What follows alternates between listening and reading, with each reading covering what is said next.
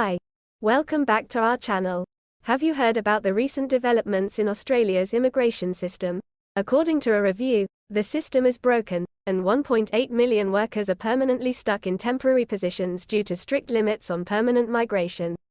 The review suggests that the government should allow more workers in caring occupations, and address the long wait times for family visas. Stay tuned for more information on this issue. And if you find this content helpful, please show your support by liking, sharing, and subscribing to our channel.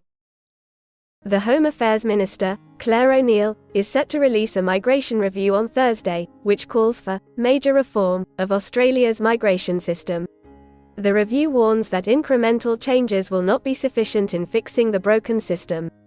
Although the extent to which the review will be adopted by the Albanese government is uncertain, a section of the review was released prior to O'Neil's presentation at the National Press Club, which suggested that the government would be encouraged to eliminate skills lists, permit more employees in caring professions, and address lengthy waiting periods for family visas.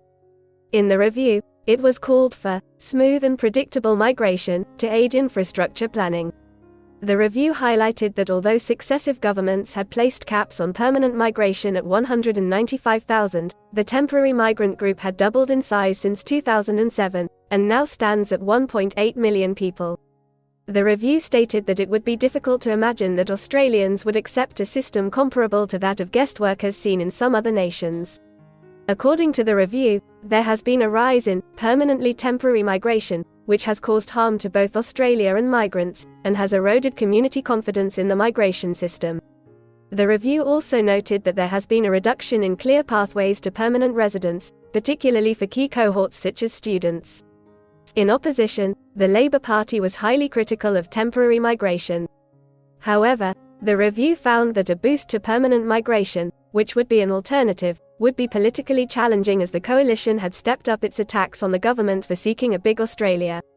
The review also found that skills lists and employer sponsorship programs are outdated and lack a strong evidence base.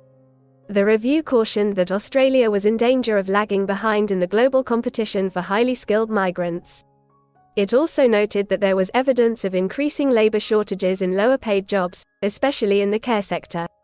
The review further criticized Australia for lacking an explicit migration policy that focuses on lower-paid workers and for adopting a fragmented approach that fails to meet the country's needs or safeguard vulnerable migrant workers. The review revealed that there was widespread evidence that temporary migrant workers are exploited and that the salary threshold for employer-sponsored visas was too low. At the Jobs and Skills Summit, unions demanded a raise in the pay floor for temporary skilled migrants from $53,000 to $91,000, but employers opposed it in favor of an increase to around $60,000. In the review, it was suggested to abandon labor market testing, stating that the current approach to determine labor market needs was inadequate to ensure that migrant workers do not displace domestic workers but complement them instead. In the review, it was found that family reunion is considered essential for building a strong and stable community. However, the lengthy waiting times for parents to join their children on a permanent basis in Australia, which can take up to 40 years, was identified as a significant issue. The review also suggested that more needs to be done to unlock the unrealized potential of migrants, including recognizing their skills better, facilitating their participation in the labor market, and supporting their social ventures. The review stated that the migration system was perceived as unfair and neither fast nor efficient. It added that complexity added to user costs and incentivized the use of migration agents. The review called for improvements in IT and communication systems at the Department of Home Affairs. In January, Guardian Australia reported a boom in arrivals to Australia that was set to see a significant increase in net migration.